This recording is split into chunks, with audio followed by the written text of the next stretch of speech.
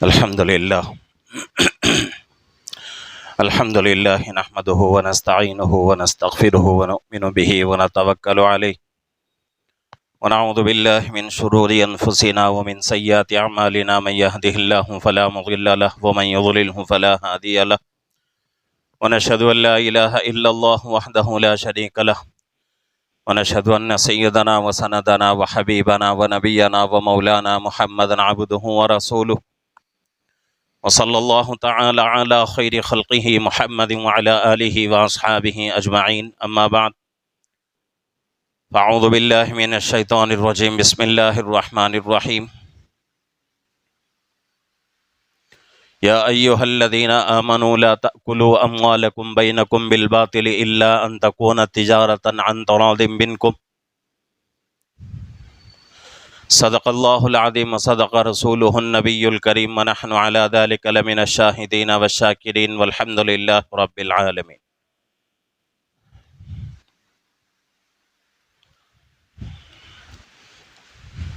محترم معزز بزرگ اور عزیز دوستو، ابھی جو آیت شریفہ میں نے آپ حضرات کے سامنے پڑھی ہے،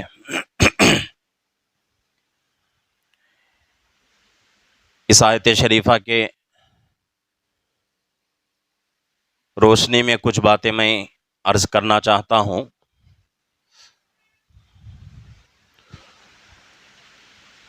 اس سے پہلے یہ بات ہم کو سمجھنا چاہیے کہ دین صرف عبادتوں کا نام نہیں ہے۔ دین صرف عبادتوں کا نام نہیں ہے، بلکہ عبادتوں سے آگے بڑھ کر جو معاملات ہوتے ہیں ان معاملات کو صحیح طریقے سے پورا کرنے کا نام دین ہے۔ آج کل ہم لوگ صرف نماز، روزہ، صدقہ، خیرات، زکوٰۃ، حج، عمرہ وغیرہ کو دین سمجھتے ہیں، حالانکہ یہ جتنی بھی عبادتیں ہیں تمام عبادتیں دین کا ایک چوتھائی حصہ ہیں۔ باقی جو 3 حصے ہیں وہ معاملات سے تعلق رکھتے ہیں، معاشرتی زندگی سے تعلق رکھتے ہیں۔ پچھلے دنوں تقریباً 10-12 دن پہلے ایک بہت بڑا سنی ایکٹر ہے، اس نے ایک بہترین بات سوشل میڈیا کے ذریعے سے لوگوں کے سامنے پیش کیا ہے۔ وہ لکھتا ہے کہ اللہ کے نبی صلی اللہ علیہ وسلم کی عبادتوں کا ذکر شریعت میں بہت کم ہے۔ اللہ کے نبی صلی اللہ علیہ وسلم کے عبادتوں کا ذکر شریعت کے اندر بہت کم ہے، لیکن آپ کے معاملات، آپ کے اخلاق، آپ کے اندر کی زندگی، آپ کی باہر کی زندگی کا ذکر آپ کی عبادتوں سے بہت زیادہ ہے۔ اور اللہ کے نبی صلی اللہ علیہ وسلم کی سیرت ہم پڑھتے ہیں، سنتے بھی ہیں، صحابہ کی سیرت کو ہم پڑھتے ہیں، سنتے بھی ہیں۔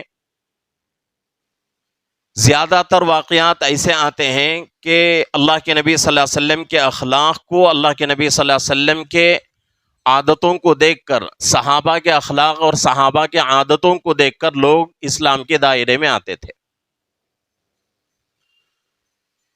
تو اسلام شریعت جو ہے وہ مکمل عبادتوں کا بھی نام ہے، معاملات اور معاشرتی زندگی کا بھی نام ہے۔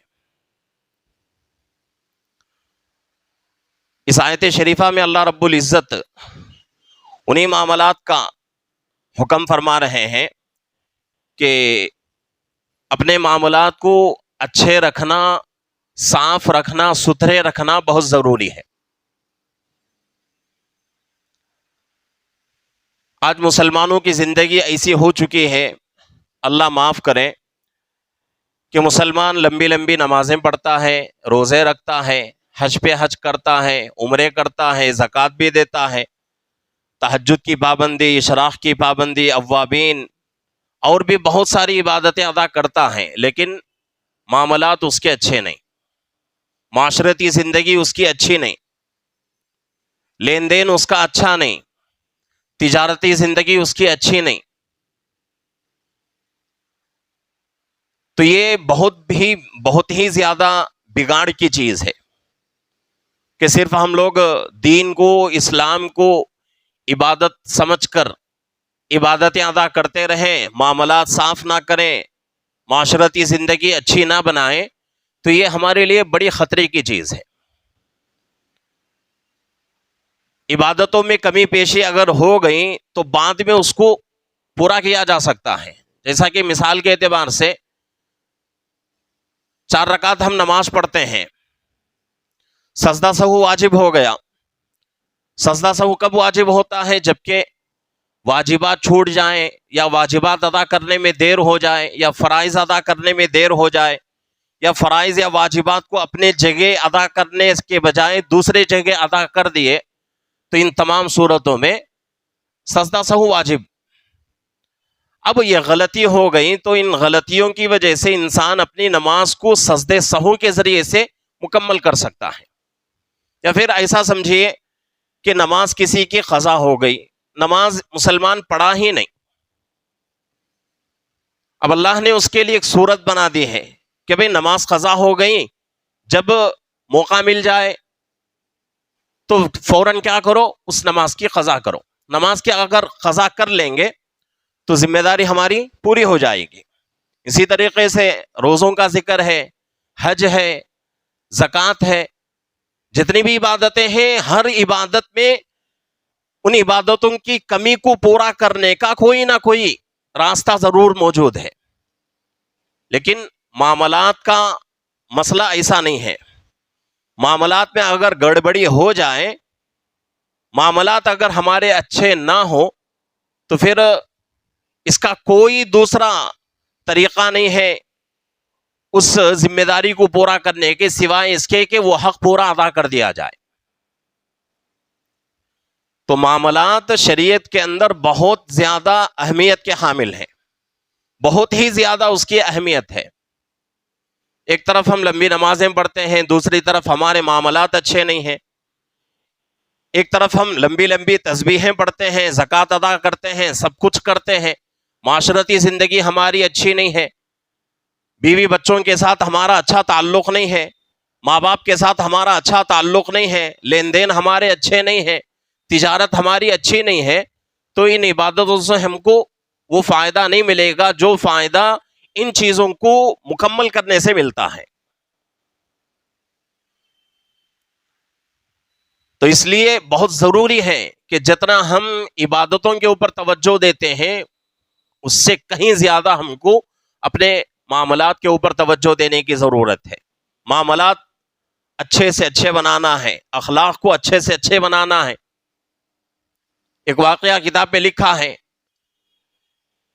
کہ انگریزی ملکوں کا واقعہ ہے کہ ایک جگہ ایک عیسائی تھا، اس کو اپنا گھر بنانا تھا، گھر تو بن گیا، اب لکڑی کا کام باقی تھا، کارپینٹر کو بلا کر کہا کہ بھئی دیکھو یہ پورا کام ہے، اس کو جلدی سے جلدی مکمل کرنا ہے۔ اس نے جو ہے تاریخ بھی متعین کر دی کہ اس تاریخ کو میرے گھر میں فنکشن ہے، اس تاریخ سے پہلے مجھے گھر کا پورا کام کر کے گھر میرے حوالے کرنا ہے۔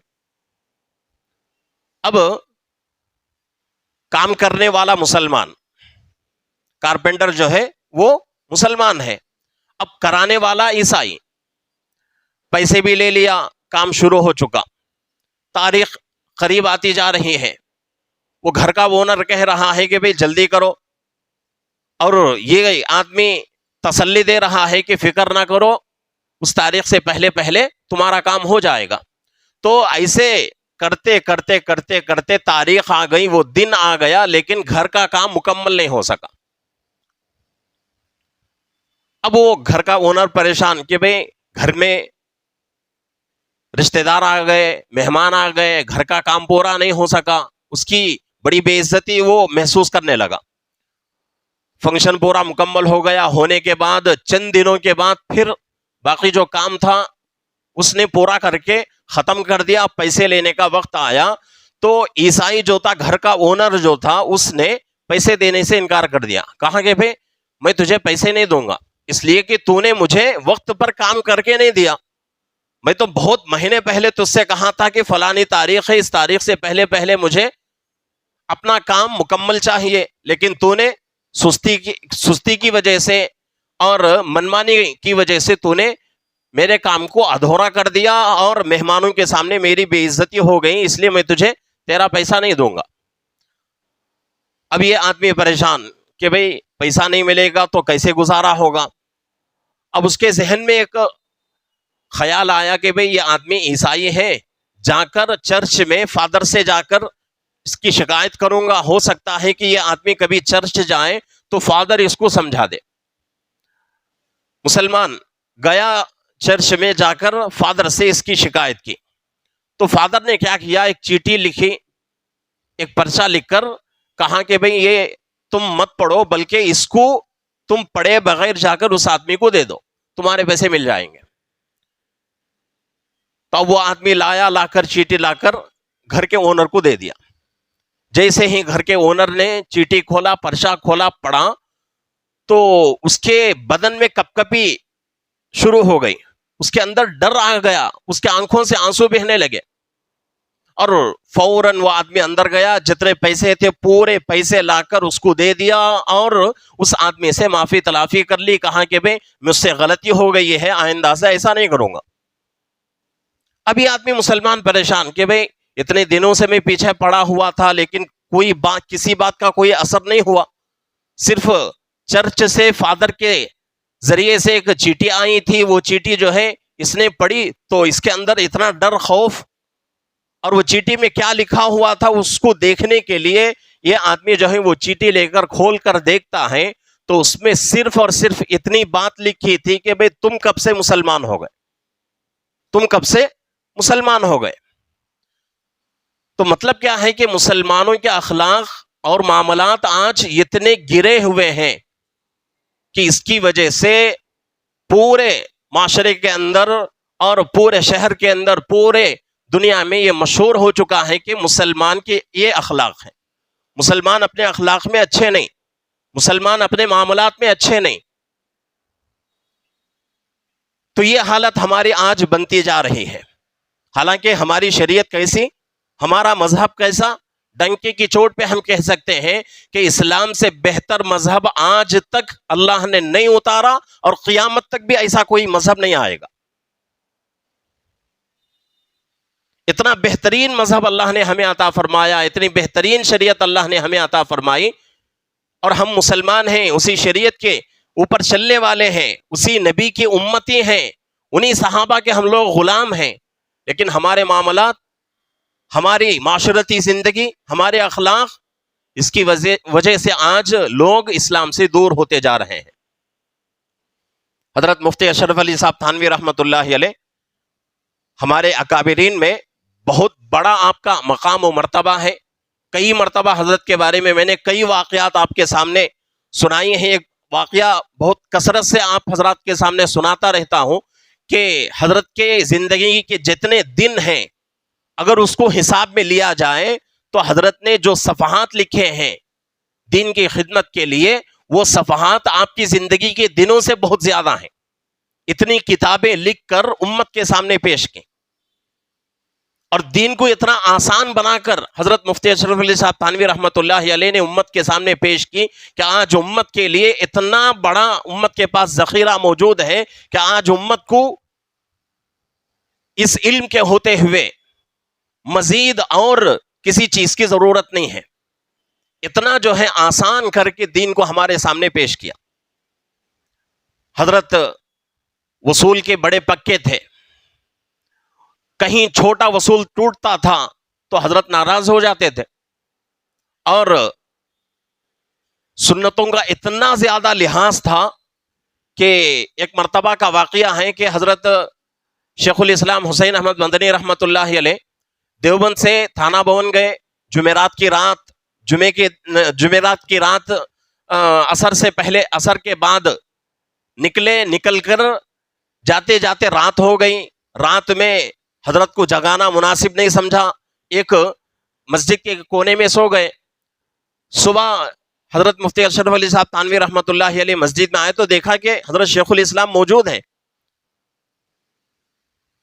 تو بڑی محبت تھی حضرت سے، ملاقات ہوئی، ملاقات ہونے کے بعد حضرت کو نماز پڑھانے کے لیے مصلی پہ کھڑا کیے۔ تو حضرت شیخ الاسلام حسین احمد مدنی رحمۃ اللہ علیہ جمعے کی نماز فجر کی سنت کے مطابق قرات کی، پہلی رکعت میں سورہ سجدہ، دوسری رکعت میں سورہ دہر، یہ دو سورتوں کی تلاوت کی۔ اور کتابوں میں لکھا ہوا ہے کہ حضرت جب تک وہاں جا کر سنت کے مطابق صبح کی نماز نہیں پڑھائی تب تک اس سنت کے اوپر اتنے زیادہ اہتمام سے عمل نہیں ہوتا تھا۔ اب سورہ سجدہ میں سجدے کی آیت آتی ہے، سجدے کی آیت کا حکم یہ ہے کہ جیسے ہی سجدے کی آیت پڑھو یا سنو تو فوراً سجدہ کرنا ہے، نماز کی حالت میں بھی سجدہ کرنا ہے۔ تو آیت پڑھ کر حضرت رکوع کرنے کے بجائے سیدھے سجدے میں چلے گئے۔ مریدین پریشان پیچھے کہ بھئی سجدہ کرنا ہے یا رکوع کرنا ہے، اس لیے کہ اس سے پہلے ایسی نماز کبھی نہیں پڑھی تھی۔ تو اس کی وجہ سے کچھ لوگوں کی نماز جو ہے گڑبڑ ہو گئی، نماز ختم ہو گئی۔ کچھ لوگوں نے، حالانکہ حضرت کے مریدین تھے، شیخ الاسلام حسین احمد مدنی رحمۃ اللہ علیہ کے بارے میں برے الفاظ بولنے لگے۔ حضرت کو معلوم ہو گیا، مفتی اشرف علی صاحب تھانوی رحمۃ اللہ علیہ کو، تو حضرت نے کہا کہ میں تو کہتا ہوں کہ حسین احمد مدنی رحمۃ اللہ علیہ آج جو صبح کی نماز پڑھائے ہیں وہ ایک نماز مجھے دے دے اور میری پوری زندگی کی نمازیں لے لے۔ صرف ایک نماز سنت کے مطابق پڑھنے کی وجہ سے حضرت رشک کر رہے ہیں اور بول رہے ہیں کہ میری پوری زندگی کی نمازیں حضرت لے لے، اور حضرت جو آج صبح کی نماز فجر کی جمعے کے دن نماز پڑھائی ہے وہ ایک نماز مجھے دے دے۔ تو اتنا زیادہ سنتوں کا اہتمام تھا، اتنا زیادہ وصولوں کا اہتمام تھا۔ آپ کے بہت سارے خلفاء تھے، ایک مرتبہ ایک خلیفہ آئے بہت دور کا سفر کر کے، ان کے ساتھ ایک ان کا چھوٹا بچہ تھا 13 سال کا، بڑی محبت سے آتے تھے، اور اس بار جو ہے اپنے بیٹے کو لائے۔ اور عام طور سے اس زمانے میں اور آج بھی جو ہے یو پی کے علاقے میں جائیں گے تو وہاں بس کا سفر بہت کم ہوتا ہے، ٹرین کا سفر بہت زیادہ ہوتا ہے۔ جیسا کہ ہمارے یہاں بس کا سفر زیادہ ہے، ہم لوگ کہیں جانا ہے کہیں آنا ہے تو بس کے ذریعے سے ہم لوگ سفر کرتے ہیں، تو عام طور سے وہاں جو ہے ٹرین کے ذریعے سے سفر ہوتا ہے۔ تو حضرت کے خلیفہ آئے بیٹے کو لے کر، حضرت نے پوچھا کہ بھئی کیسے ہو، کیا حالت ہے، تو کس لیے آئے؟ تو آپ کے خلیفہ نے کہا کہ حضرت ملاقات کے لیے آیا ہوں، اور کچھ جو ہے دل کو منور کرنا چاہتا ہوں، 1-2 دن آپ کے پاس رکنا ہے تاکہ اپنے دل کو منور کروں۔ تو حضرت نے پوچھا یہ بچہ؟ تو خلیفہ نے کہا کہ حضرت میرا ہی بچہ ہے۔ تو حضرت کو یاد آیا، حضرت نے سوال کر لیا کہ بچے کی عمر کیا ہے؟ تو انہوں نے کہا کہ بچے کی عمر 13 سال ہے۔ حضرت نے پوچھا کہ جب 13 سال ہے تو بچے کی تم نے ٹکٹ کون سی لی، ہاف ٹکٹ لیا یا فل ٹکٹ لیا؟ تو حضرت کے خلیفہ نے کہا کہ حضرت وصول تو یہی ہے، قانون تو یہی ہے کہ 12 سال کے اوپر کے بچوں کو فل ٹکٹ لیں، لیکن یہ بچہ جو ہے دیکھنے میں 12 سال کا ہی لگتا ہے، 13 سال کی اس کی عمر ہے لیکن 13 سال کا نہیں لگتا، 12 سال کا ہی لگتا ہے، تو اس لیے میں نے ہاف ٹکٹ لیا۔ تو حضرت غصہ ہو گئے، کہا کہ بھئی تم امت کی کیا جو ہے رہبری کرو گے، امت کی کیا تم جو ہے رہنمائی کرو گے کہ جو قانون ہے اس قانون کے اوپر تم عمل نہیں کر رہے ہو، حکومت کا پیسہ جو ہے ناجائز طریقے سے کھا رہے ہو۔ اتنا ڈانٹا، اور صرف ڈانٹا نہیں بلکہ حضرت جو خلافت عطا کیے تھے وہ خلافت کو بھی واپس لے لیے اور بیعت کو بھی واپس کر لیا، اور کہا کہ جاؤ یہاں سے، تم جو ہے بیعت کے بھی مستحق نہیں اور خلافت کے بھی مستحق نہیں۔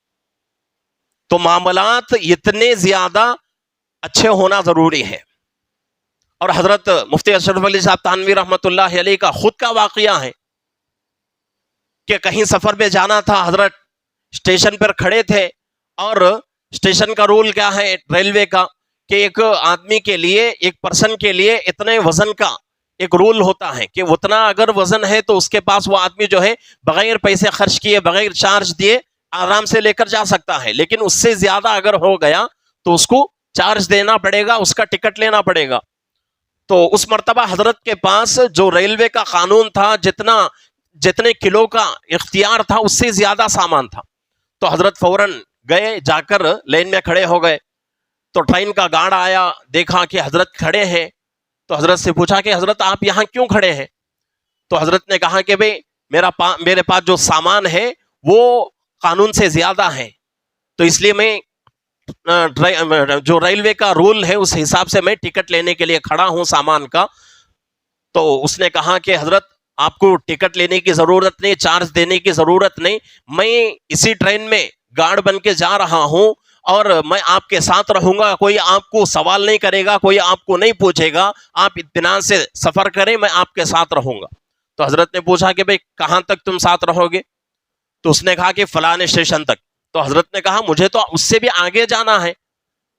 تو اس وقت گارڈ نے کہا کہ اس کے بعد ایک اور گارڈ آئے گا، اس سے میں کہہ دوں گا کہ یہ حضرت کا سامان ہے، آپ کے بارے میں بول دوں گا، وہ بھی آپ کو کوئی سوال نہیں کرے گا، کوئی آپ کے سامان کی چیکنگ نہیں ہوگی، آپ آرام کے ساتھ اپنی منزل تک پہنچ جاؤ گے. تو حضرت نے پوچھا وہ کہاں تک آئے گا؟ تو اس گارڈ نے کہا کہ وہ تو اور بھی دور تک جائے گا، اس سے پہلے آپ کی منزل ہے، آپ کا اسٹیشن آ جائے گا، آپ اتر جائیں گے.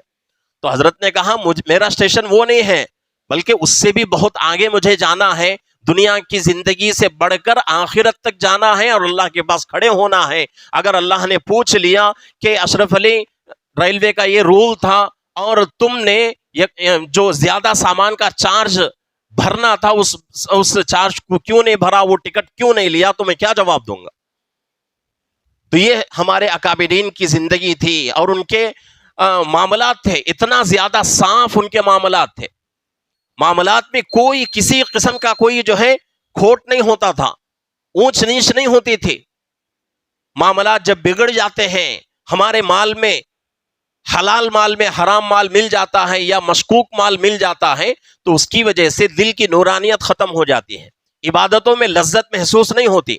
حضرت مولانا یعقوب صاحب رحمۃ اللہ علیہ دارالعلوم دیوبند کے بہت بڑے استاد، صدر مدرس اس زمانے کے، حضرت اپنا واقعہ خود نقل کرتے ہیں کہ میں ایک مرتبہ ایک دعوت میں گیا، ایک آدمی بہت محبت سے مجھے دعوت میں بلا کر لے کر گیا اور میں دعوت کھایا، واپس آیا تو اس کے بعد کچھ دنوں تک میرے اندر عبادتوں کی لذت مجھے محسوس نہیں ہو رہی تھی اور مجھے گناہ کا میرے اندر داعیہ پیدا ہو رہا تھا، گناہ کرنے کا ارادہ بار بار میرے اندر پیدا ہوتا تھا اور نمازوں کے اندر وہ جان نہیں تھی اور تہجد میں اٹھنا میرے لیے مشکل ہو چکا تھا.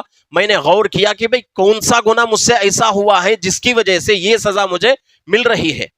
چھوٹے موٹے آدمی نہیں، حضرت مولانا یعقوب صاحب نانوتوی رحمۃ اللہ علیہ بہت بڑے اللہ والے، اس زمانے کے دیوبند مدرسے کے صدر مدرس یعنی ہیڈ ماسٹر اس زمانے کے. تو اس کے بعد حضرت کہتے ہیں کہ بہت فکر کرنے کے بعد، بہت تدبر کرنے کے بعد مجھے یاد آیا کہ ایک آدمی مجھے دعوت میں بلا کر لے کر گیا تھا، اس آدمی کا مال کیسا تھا میں نے نہیں پوچھا اور اس کی محبت میں وہ دعوت کھا لیا، تو وہ کھانے کے بعد سے میری یہ حالت ہو رہی ہے. تو یہ جو ہے ہمارے اکابرین، ہمارے اللہ والوں کے واقعات ہیں. اب ہم اپنی زندگی کو دیکھنا ہے کہ بھئی ہماری زندگی کیسی ہے، ہماری کمائی کیسی ہے، ہمارے معاملات کیسے ہیں، ہمارے اخلاق کیسے ہیں، جس کی وجہ سے اسلام کے اوپر کتنا برا اثر پڑ رہا ہے. آج اسلام جو بدنام ہو رہا ہے اس کی وجہ کون ہے؟ صرف اور صرف ہم لوگ ہیں کہ ہم مکمل طریقے سے اسلام کے دائرے میں نہیں آتے، مکمل طریقے سے اسلام کے جو بتائے ہوئے احکامات ہیں ان پر عمل نہیں کرتے. تو اس کی وجہ سے دنیا کے سامنے اسلام کا بگڑا ہوا چہرہ پیش ہوتا ہے اور لوگ اسلام سے بدظن ہو جاتے ہیں. آج جتنی بھی کوششیں ہو رہی ہیں اسلام کو مٹانے کی، اس کا ایک بہت بڑا ذریعہ کیا ہے کہ ان لوگوں کی نظروں میں اسلام کی جو صورت ہے وہ بگڑی ہوئی صورت ہے.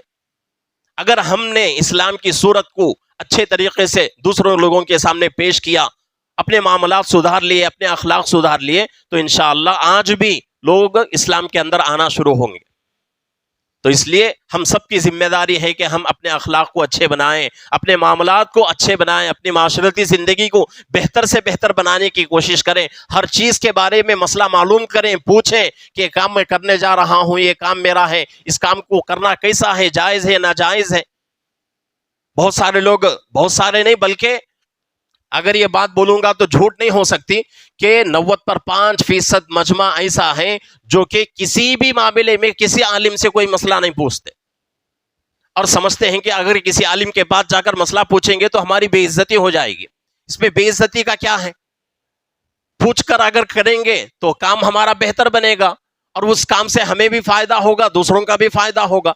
تو اس لیے اپنے اخلاق کو اچھے بنانے کی کوشش کریں، کوئی بات سمجھ میں نہیں آتی ہے تو کسی عالم سے پوچھ کر اس کام کو درست کرنے کی کوشش کریں۔ اللہ رب العزت سے دعا ہے کہ اللہ رب العزت ہم تمام کو اپنے اخلاق کو، اپنے معاملات کو اچھے سے اچھا بنانے کی اور شریعت مطہرہ کے مطابق زندگی گزارنے کی اللہ ہم سب کو توفیق عطا فرمائے۔ آمین۔ وآخر دعوانا الحمدللہ رب العالمین۔ 5 منٹ کا وقت ہے جو حضرات سنت